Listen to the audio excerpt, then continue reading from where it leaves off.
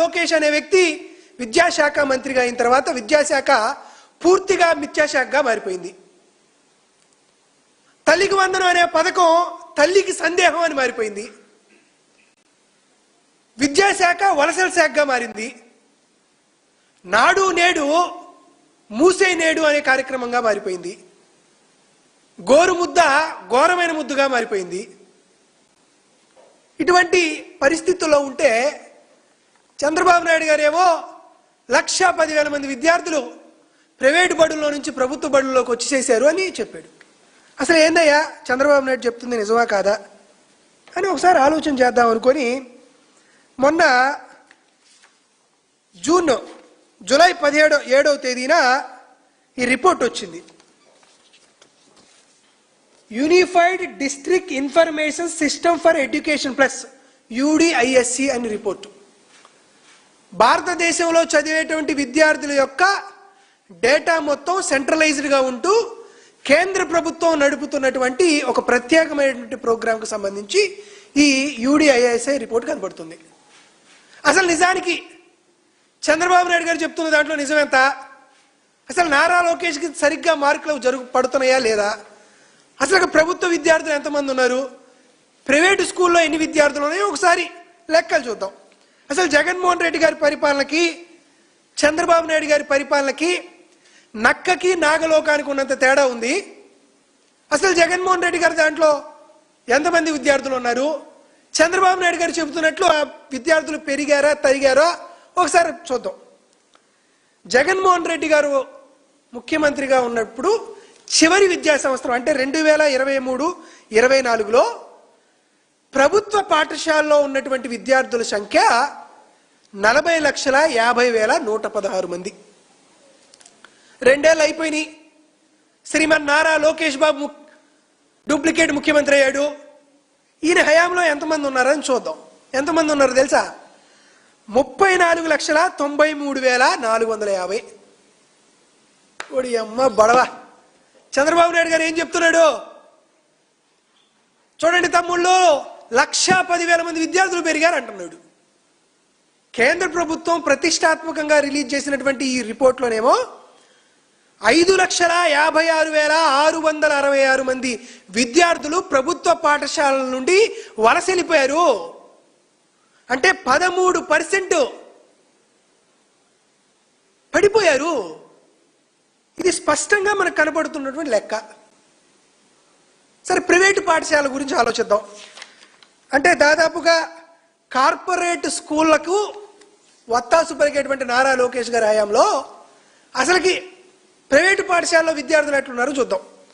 జగన్మోహన్ రెడ్డి గారు ముఖ్యమంత్రిగా ఉండగా చివరి విద్యా సంవత్సరంలో ప్రైవేటు పాఠశాలలో 45,53,380 మంది విద్యార్థులు ప్రైవేటు పాఠశాలలో విద్యను అభ్యసిస్తున్నారు. మరి నారా లోకేష్ చూద్దాం ఎంతమంది? 48,40,296 మంది. అంటే 6.3% పెరిగారు ప్రైవేటు పాఠశాలలో చదువుకునేటువంటి విద్యార్థులు. అంటే 2,86,916 మంది విద్యార్థులు ప్రైవేటు పాఠశాలలో ఎక్కువగా అడ్మిషన్స్ తీసుకున్నారు. అంటే ప్రభుత్వ పాఠశాలలోనేమో సుమారుగా 5 లక్షల మంది తగ్గారు, ప్రైవేటు పాఠశాలలోనేమో సుమారుగా 3 లక్షల మంది పెరిగారు. ఎందుకు పెరిగారు? చంద్రబాబు నాయుడు గారి అసమర్థత, నారా లోకేష్ గారి చేతకానితనం వెరసి చూసుకుంటే దాదాపుగా 7-8 లక్షల మందికి సంబంధించినటువంటి ఒక డిఫరెన్స్ వస్తుంది.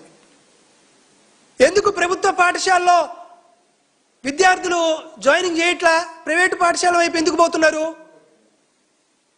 జగన్మోహన్ రెడ్డి గారు ప్రతిష్టాత్మకంగా అమ్మఒడి అనేటువంటి ఒక పథకాన్ని తీసుకొచ్చారు, ఇంగ్లీష్ మీడియాన్ని తీసుకొచ్చారు, టోఫెల్ని తీసుకొచ్చారు, సిబిఎస్ని తీసుకొచ్చారు, డిజిటల్ ఎడ్యుకేషన్ సిస్టాన్ని ప్రభుత్వ పాఠశాలకు పరిచయం చేశాడు, మంచి భోజనం గోరుముద్దతో ఇచ్చాడు.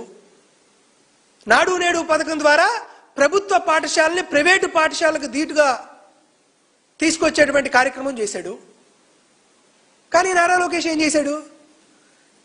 ఇవన్నీ కొనసాగిస్తే జగన్మోహన్ రెడ్డి గారికి పేరు వస్తుందేమో, ఇవన్నీ కొనసాగిస్తే నిరుపేదల పిల్లలు మంచి మంచి చదువులు చదువుకుంటారేమో, ఇవన్నీ కొనసాగిస్తే ప్రైవేటు పాఠశాలలు దెబ్బతినిపోతాయేమో అనేటువంటి ఉద్దేశంతో రాజకీయ కక్షతో జగన్మోహన్ రెడ్డి గారు ప్రభుత్వ విద్యలో తీసుకొచ్చినటువంటి సంస్కరణలను తొక్కిపట్టి ఈరోజు ప్రభుత్వ పాఠశాలను నిర్వీర్యం చేసి ప్రైవేటు వారికి దారాదత్తం చేస్తున్నాడు.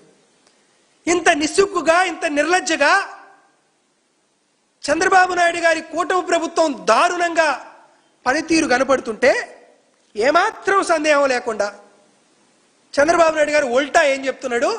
1,10,000 మంది విద్యార్థులు ప్రభుత్వ పాఠశాలలో చేస్తున్నారని అబద్ధాలు చెప్తున్నాడు మెగా టీచర్స్ పేరెంట్స్ టీచర్స్ మీటింగ్లో. ఇది ఒకటే కాదు, మరొకటి కూడా చెప్తున్నాడు. ఆడ మీటింగ్ భలే ఆశ్చర్యంగా అనిపించింది. అక్కడ తమ్ముళ్ళు మీ అందరికీ తల్లికి వందనం పడిందా అని అడుగుతున్నారు, అయితే చప్పట్లు కొట్టమంటున్నారు. అక్కడికి వచ్చినటువంటి విద్యార్థులు టీచర్స్ మొహం చూస్తున్నారు, టీచర్స్ పేరెంట్స్ మొహం చూస్తున్నారు. ఎవడు చప్పట్లు కొట్టట్లా? ఎందుకు కొట్టట్లా చప్పట్లు? ఒకసారి ఆలోచన చేద్దాం. ఎందుకు కొట్టట్లా చప్పట్లు?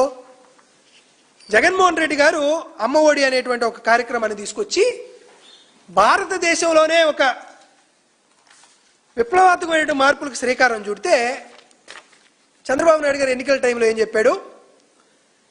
ఎటువంటి నిబంధన లేకుండా నీకు 15,000, నీకు 15,000, నీకు 15,000 అంటూ ఎంతమంది విద్యార్థులు ఉంటే అంతమందికి నేను 15,000 రూపాయలు చొప్పున నేను తల్లికి వందనం ఇస్తా అని చెప్పాడు. తీరా గెలిచిన తర్వాత తల్లికి సందేహం పథకం అయింది. అది 2024-25 మొదటి విద్యా సంవత్సరంలో ₹1 రిలీజ్ చేయలే. రెండో సంవత్సరం అంటే 2025-26 ఎంతమంది విద్యార్థులు ఉన్నారయ్యా? ఇదే యూడిఐసి ప్రకారం 87,41,885 మంది విద్యార్థులు ఆంధ్రప్రదేశ్ రాష్ట్రంలో ప్రైవేటు ప్రభుత్వ పాఠశాలలో చదువుతున్నారు.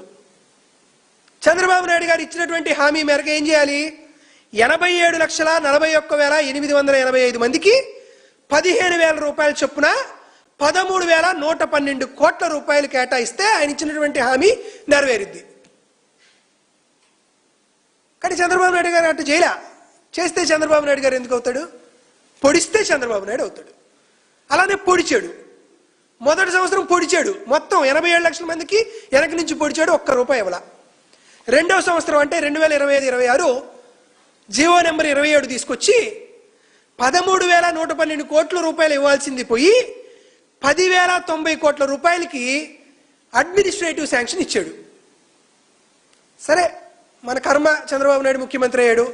ఆ 10,090 కోట్లన్నా ఇచ్చాడా అని అనుకుంటే చంద్రబాబు నాయుడు గారి బటన్ నొక్కగానే రిలీజ్ అయింది 6,377 కోట్లు మాత్రమే. ఇవ్వాల్సిందేమో 13,000 కోట్లు, శాంక్షన్ చేసిందేమో 10,000 కోట్లు, బటన్ నొక్కిన తర్వాత వచ్చింది మాత్రం 6,377 కోట్లు. అంటే ఒక్కొక్క విద్యార్థికి 15,000 ఇస్తానన్నటువంటి ముఖ్యమంత్రి ఇచ్చింది మాత్రం ఎంతమందికి ఇచ్చాడు? ఎంత ఇచ్చాడు? 7,248 రూపాయలు ఇచ్చాడు.